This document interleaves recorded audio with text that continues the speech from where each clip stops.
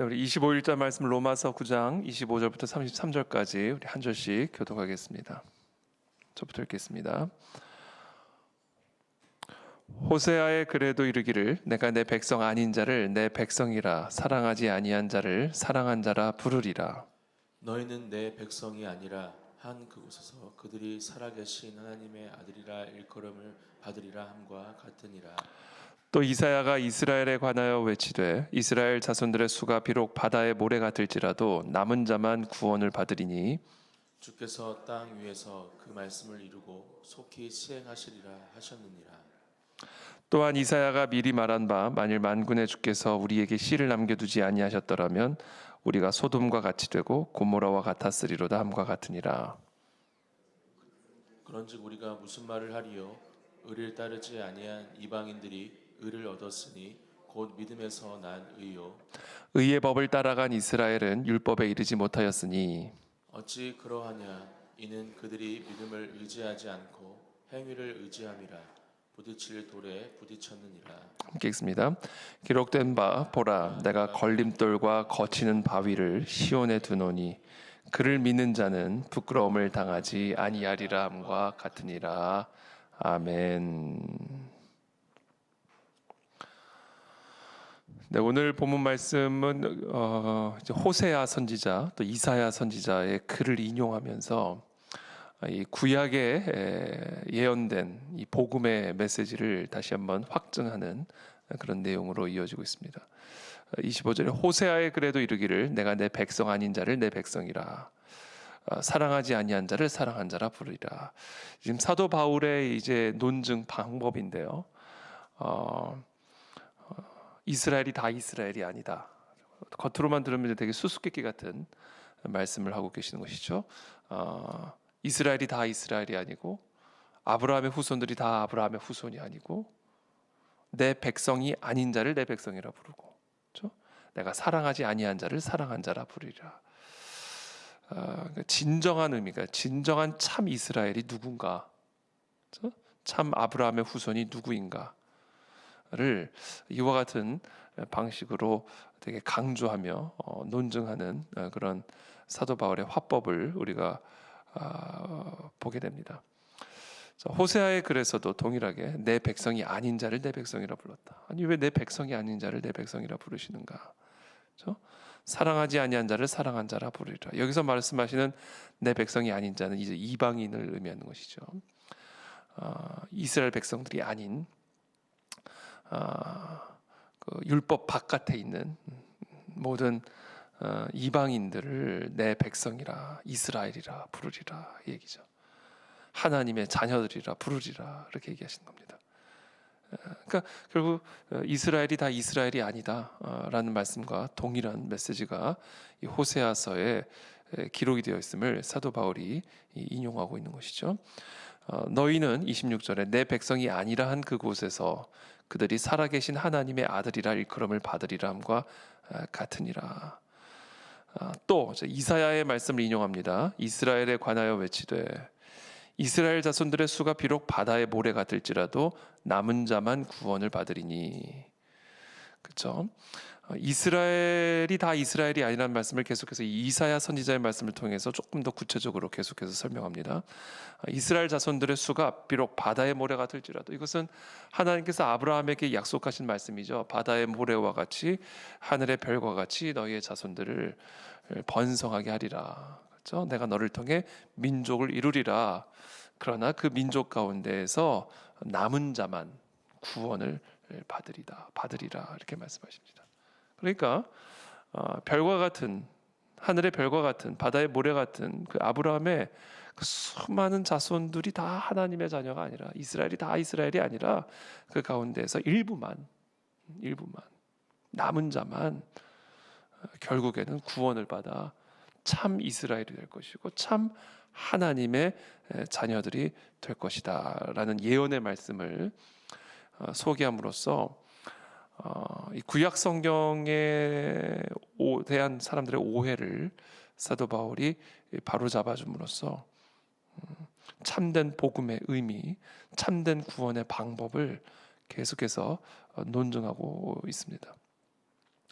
28절에 주께서 땅 위에서 그 말씀을 이루고 속히 시행하시리라 하셨느니라. 29절에 또한 이사야가 미리 말한 바 만일 만군의 주께서 우리에게 씨를 남겨두지 아니하셨더라면 우리가 소돔과 같이 되고 고모라와 같았으리로다 함과 같으니라. 만약에 하나님께서 이 이스라엘 백성들 가운데 씨를 남겨두지 않았더라면, 남은 자를 두지 않았더라면 소돔과 다를 바가 없는 나라가 됐을 것이다. 고모라와 다를 바가 전혀 없는 나라가 되었을 것이다. 이것은 결국은 무슨 말씀을 의미하는 것이냐면, 이스라엘 백성들이 혈통적인 아브라함의 후손들이 자신에게 주어진 그 율법을 가지고 하나님의 백성이 될 수 있음을 참 이스라엘의 조건이라고 강조하고 있지만, 그렇게 해서 구원을 받을 수 있는 자는 한 사람도 없다. 다 소돔과 같이 되고 다 고모라와 같을 뿐이다라는 사실을 이야기하는 것이죠. 그러니까 결국 이스라엘이나 소돔이나 이스라엘 백성이나 고모라의 백성이나 그들의 행위로 구원을 받을 수 있는 존재는 이 세상에 없다. 이 말씀을 하시면서 그런즉 30절에 우리가 무슨 말을 하리요? 의를 따르지 아니한 이방인들이 의를 얻었으니 곧 믿음에서 난 의요. 자, 의를 따르지 아니한 이방인들이 의를 얻었다. 계속해서 되게 대조적인 서로 모순된 말씀을 하죠. 의를 따르지 아니한 자들이 의를 얻었다. 그럼으로써 참 의가 무엇인지를 강조하는 거예요. 이것은 바꿔 말하면 율법을 따르지 아니한 자들이, 율법을 따르지 않는 이방인들이 하나님의 의롭다함을 얻었으니, 그것은 결국 어떤 의냐? 율법을 행함으로 말미암은 의가 아니라 믿음으로 난 의다라는 사실을 이야기하는 것이죠. 그러니까 이방인이든 유대인이든 오직 믿음으로써 하나님의 의롭다함을 받는 것이지 행함으로써 의롭다함을 받을 수 있는 자는 없다. 행함으로써 의롭다함을 받는다라고 한다면 이스라엘이나 소돔이나 고모라나 다를 것이 하나도 없다, 이 말씀하는 겁니다. 31절에 의의 법을 따라간 이스라엘은 율법에 이르지 못하였으니, 그렇죠? 의의 법을 따라간 이스라엘, 의의 법이라는 건 율법이죠. 그 이스라엘은 결국 율법에 이르지 못했다. 율법을 이루지 못했다. 성취하지 못했다. 그렇죠? 그래서 의에 도달할 수 없다. 그 얘기입니다.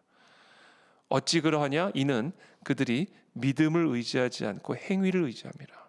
부딪힐 돌에 부딪혔느니라. 이게 지금 많은 유대인들, 대부분의 이스라엘들의 상황임을 사도 바울이 구약 성경을 통해 논증하면서 너무나 안타까워하는, 자신의 민족을 향한 너무나 안타까운 마음을 지금 표현하고 있는 겁니다. 기록된 바 33절에 내가 걸림돌과 거치는 바위를 시온에 두노니 그를 믿는 자는 부끄러움을 당하지 아니하리라 함과 같으니라. 저는 오늘 이 본문 말씀을 묵상하면서 지금 많은 유대인들이, 지금 이 순간에도 대부분의 유대인들이 걸려 넘어지고 있는 그 걸림돌, 거치는 바위, 그것을 넘어가지를 못해서 그것에 걸려 넘어지고 있는 그런 이스라엘의 상황들을 지금 이 사도 바울이 논증하면서 우리 스스로를 또 비추어 보게 하십니다.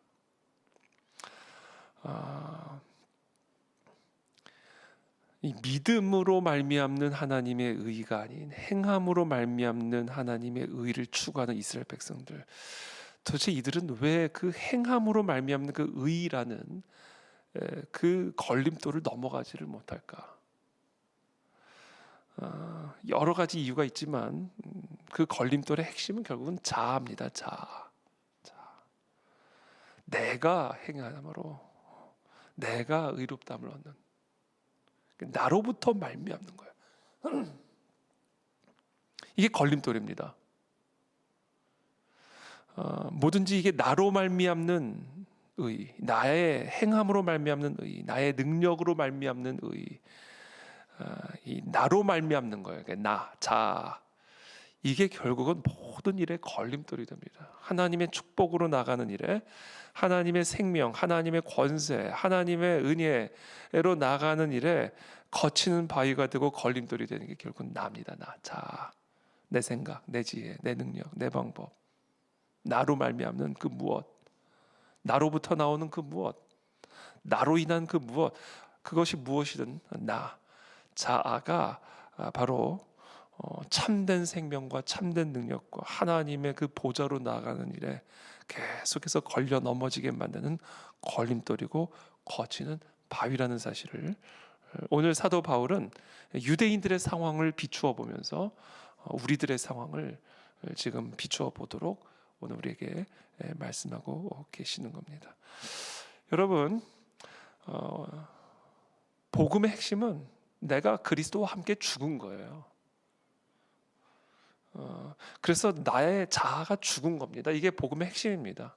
내가 죽어야 돼요. 그게 복음입니다.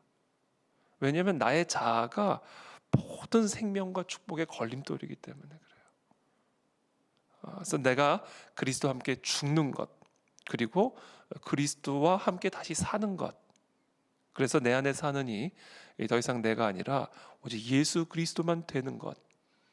이것이 복음의 본질이고 그것이 우리가 영원한 생명, 하나님의 축복, 온갖 좋은 하나님의 나라의 선물에 이를 수 있는 유일한 길이다라는 겁니다. 저는 오늘 이 새벽에 우리 안에 있는 우리의 모든 걸림돌과 거치는 바위들이 다 제거되기를 축복합니다. 십자가에 못 박히게 되기를 축복합니다. 우리는 오직 하나님의 일방적인 은혜로만 살 수 있습니다. 우리가 사는 것, 우리가 살 수 있는 것, 우리가 지금 이 순간에도 호흡할 수 있는 것, 영원한 생명을 얻는 것, 어떤 일을 감당하고 어떤 사명을 성취할 수 있는 것, 모든 것은 다 하나님의, 오직 하나님의 일방적인 주권이에요. 하나님이 데려가시면 오늘도 우리는 가는 겁니다. 하나님이 허락하시면 우리는 우리가 감당해야 할 일을 감당하는 겁니다. 모든 것이 하나님의 뜻이지. 여러분들의 생각, 여러분들의 고집, 여러분들의 의견, 이것이 결국 모든 것에 걸림돌이 돼서 우리를 자빠지고 넘어지게 만드는, 이게 모든 문제의 본질입니다. 모든 문제의 본질은 나예요. 나의 자아. 그래서 우리는 어떤 태도로 살아야 되는가? 오늘 제가 이 걸림돌을 치우는 방법을 가르쳐 드리겠습니다. 어떻게 하면 내 삶에 나의 자아라고 하는 이 영원한 축복의 그 보좌로 나가는 길을 끊임없이 가로막아 걸려 넘어지게 만드는 이 걸림돌과 거치는 바위를 치워버릴 수 있는 방법. 그것은 하나님의 주권을 온전히 인정하면서 모든 것이 하나님의 은혜라는 사실을 인정하면서 그 하나님의 은혜만을 의존하는 삶의 태도입니다. 여러분, 모든 것이 하나님의 주권이라는 얘기는요, 모든 것이 하나님의 은혜라는 이야기예요. 그래서 우리는 전적으로 하나님의 은혜를 의존해서 사는 존재입니다. 나를 의존해서 존재하는 존재가 아니라 오직 하나님의 주권적인 은혜만을 의존해서 살 수 있는 존재예요. 마치 갓난아기가 부모에게 의존함으로써만 생존할 수 있듯이 저와 여러분들은 아무것도 아닌 존재들이죠. 우리의 지혜, 한 치 앞도 알 수 없는 것을 어떻게 지혜라고 말할 수 있겠습니까? 한 치 앞도 알 수 없는 그 지혜를 어떻게 지혜라고 말할 수 있겠어요? 한 치 앞도 우리가 스스로 방어할 수 없는 그런 능력을 무슨 능력이라고 말할 수가 있겠습니까? 그러니까 우리가 스스로 생각하는 우리의 지혜, 우리의 능력이라고 하는 것은 그거는 아무것도 아닌 거예요. 그래서 조금 여러분 좀 이게 좀 심한 표현처럼 느낄지 모르지만 우리는 우리의 지혜와 우리의 능력을 쓰레기처럼 여길 수 있는, 사도 바울의 표현을 빌리자면 배설물처럼 여길 수 있는 그런 자세를 가지고 살아가야 됩니다. 그래서 내 지혜를 자꾸 내세우고요, 내 생각을 자꾸 내세우고요, 그러면 배설물 냄새가 나게 되어 있어요. 쓰레기 냄새가 나게 되어 있습니다. 그리스도의 향기가 아니라. 그것이 결국 우리로 하여금 계속해서 넘어지게 만들고 시험 들게 만들고 자빠지게 만드는 걸림돌이고 거치는 바위예요. 그래서 저는 오늘 이 새벽에 하나님, 나의 모든 거치는 바위, 걸림돌들을 다 제거하고 전적으로 이제 내 안에 사는 이 내가 아니라 오직 그리스도만 되는 하루가 되기를 원합니다. 하나님의 주권적인 그 은혜로만 나는 삽니다. 은혜로만 나는 섭니다. 그 은혜만을 의지하며 나아가는 우리들에게 하나님의 놀라운 은혜와 축복으로 승리하는 오늘 하루가 되게 하여 주옵소서. 그와 같은 하나님의 주권적인 은혜만을 의존하면서 살아가기 위해서 저와 여러분들에게 필요한 세 가지입니다. 첫 번째, 모든 일에 감사하기를 축복합니다. 이건 다 하나님의 주권이에요. 하나님이 그냥 허락하신 일들이에요. 하나님이 하시는 일들이에요. 우리의 삶은, 이 민족은 우리가 끌고 가는 것이 아니라 하나님이 끌고 가시는 것입니다. 그러므로 우리 모두가 모든 것이 하나님의 은혜요, 모든 것이 하나님의 주권이라는 사실을 인정한다면 모든 일에 감사하기를 축복합니다. 범사에 감사하는 것이 하나님의 주권적인 은혜를 전적으로 인정하고 의지하는 마음입니다. 범사에 감사하는 것. 두 번째, 모든 일에 하나님의 그 전능하신 손 아래서 겸손하는 겁니다. 겸손함. 우리는요, 하나님의 능하신 손 아래에 있는 사람이에요. 하나님의 주권적인 그 은혜, 전능하신 주권, 그 손 아래에 있는 자들이기 때문에 우리는 모든 일에 겸손해야 됩니다. 하나님의 뜻이라면 나의 뜻대로 하지 마시옵고 아버지의 뜻대로 하옵소서. 나는 아버지의 손 안에 있는 사람입니다. 범사에 겸손한 것이죠. 나의 생각을 주장하지 않고 하나님의 생각이 이루어지기를 간절하게 바라는 마음. 이게 진정으로 은혜를 의지하는 마음이요.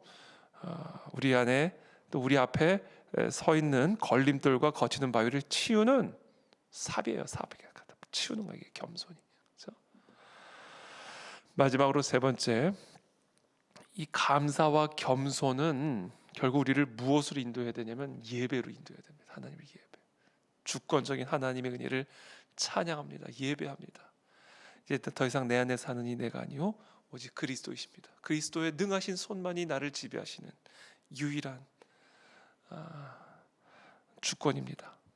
그렇게 고백하면서 마음의 중심으로 우리의 모든 주도권을 하나님에게 이양해드리는 예배, 내 삶의 모든 주도권을, 내 삶의 모든 주인됨을 하나님께 완전히 이양하고 그분의 인도하심만을 바라는 그와 같은 예배의 삶이 결국 참된 믿음의 삶이요, 그것이 바로 우리 앞에 놓여진 걸림돌과 거치는 바위를 치우는 삶의 방식이다라는 겁니다.